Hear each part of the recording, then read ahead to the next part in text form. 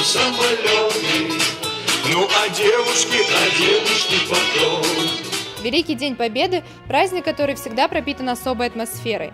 Особым он является и для жителей нашей республики. Именно под Владикавказом окончательно был разбит немецкий план по захвату Кавказа. Вот как отмечает 69-ю годовщину Победы город воинской славы. Возложение цветов к вечному огню на мемориале славы традиционно проходит накануне Дня Победы. Сотни жителей Северной Осетии сегодня пришли почтить память тех, кто погиб, защищая Родину. В честь Дня Победы традиционно открываются полевые кухни. Все желающие смогли отведать настоящий армейский обед. Перловую кашу с тушенкой, запеченную картошку, пайки и 100 грамм боевых. Были времена, когда людям было действительно тяжело, очень трудно. Даже вот такой каши у людей не было, чтобы элементарно за сутки поесть хотя бы такую кашу. А сегодня такой праздник, действительно, нам всем вспоминаем этот сегодняшний день с болью в сердце. С большой трудностью досталась такая победа. Да. То, что мы сегодня под мирным небом живем, это с большой трудностью досталось. Люди жизнь отдали. Да, спасибо ветеранам, что жизнь отдали за наш сегодняшний день. На мемориале славы на импровизированной площадке актеры показали театрализованное представление. Еще одно празднование было организовано погрануправлением и заводом «Электроцинк». Чествовали работников предприятия, которые сражались за Родину.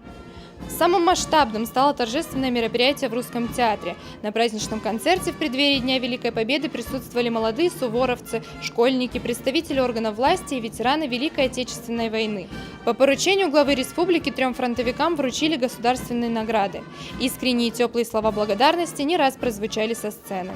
День Победы был и остается, и мы уверены, что всегда будет в нашей стране и на территории всего бывшего Советского Союза, какие бы ни происходили изменения, но для миллионов людей это будет самый дорогой и самый любимый праздник. Творчество во все времена было самым главным помощником солдат. В годы войны песни и стихи были важным стимулом. Сегодня ветеранов поздравляли музыкальными и танцевальными номерами. На сцене развернулась целая военная эпоха. Артисты воссоздали ключевые моменты Великой Отечественной войны. Я считаю, что каждый уважающий себя артист просто обязан выступать на подобных мероприятиях, на подобных акциях. Это просто долг любого гражданина. По всем статистическим данным, осетины занимают первое место по количеству героев на душу населения. Поэтому День Победы – один из самых любимых праздников в республике. Это возможность вернуться в те суровые годы и пропустить события через себя. Подобные мероприятия призывают вспомнить о величии народа, о Великом дне, подвиге и Великой Победе. Дзраса Гагулова, Раид Зантиева, Наталья Алексеева, Ацамаз Шипшев, Осетия ТВ.